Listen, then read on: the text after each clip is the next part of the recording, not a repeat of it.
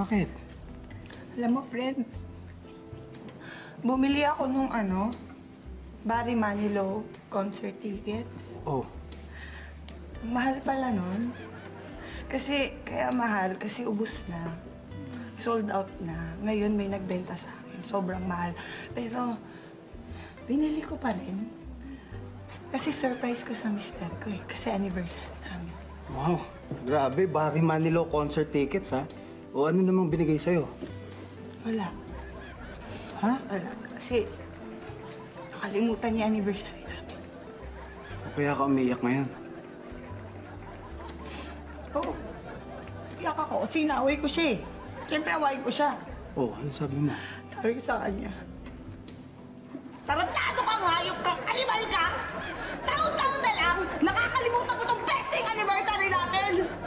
Ha? Gago ka! Shh! Friend! Ano ka? Ano mo naman yung boses mo? Pataya. Sorry. Sorry, friend, kasi nararamdaman ko yung sakit, yung galit. Bumabalik sa akin lahat. Sorry. Oh, hindi, okay lang. So, anong sabi niya? Ito, pagkakita niya ng ticket, sabi ba naman sa akin kung pwede daw yung ticket, ibibigay niya lang sa boss niya.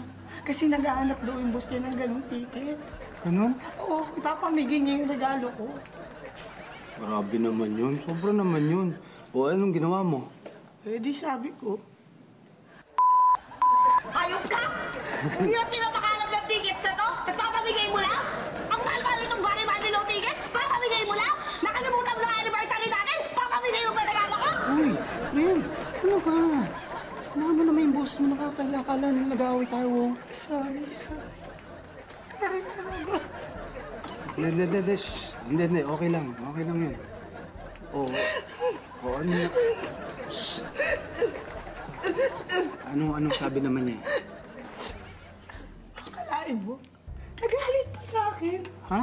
Sabi niya, Boba ka! Peste ka! Hindi mo alam yung pinagdadaanan ko sa opisina, yung hirap ko sa opisina, kailangan yung ticket na yan, bibigyan sa boss ko, para ma-promote ako! Wala akong itatawa! Sabi sa akin ganun! Friend naman, friend! Friend!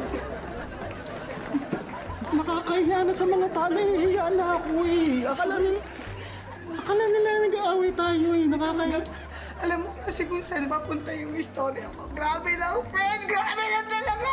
Grabe lang talaga! And then, sige na. Di eto na. Oh. Nagpe-prepare siya. Naligo, nag-aayos pa ba? Biglang may nag-text. May nag-text sa kanya. Yung boss niya yan. Hindi! Ha? Hindi! Nag-text sa kanya yung ex niya malandi. Sabi daw, huwag na lang sila manood ng concert. Mag-check-in na lang daw sila. Grabe naman. So, ibig sabihin, yung binili mong concert ticket para manood ng Barry Manilow concert, hindi pala niya sa boss niya ibibigay, kundi doon sa ex niya? Oo, friend! Ay, sobra yun. So, anong sabi mo? Anong ginawa mo? Eh, di sinabaw ako ng tubig sa mukha. Tarantado ka talaga? Alam mo ba kung gano'n kayo hindi mo na kalakalala yung birthday natin? Bakit ka ba? Pwede mo ba ito diyan? Gago! Tarantado!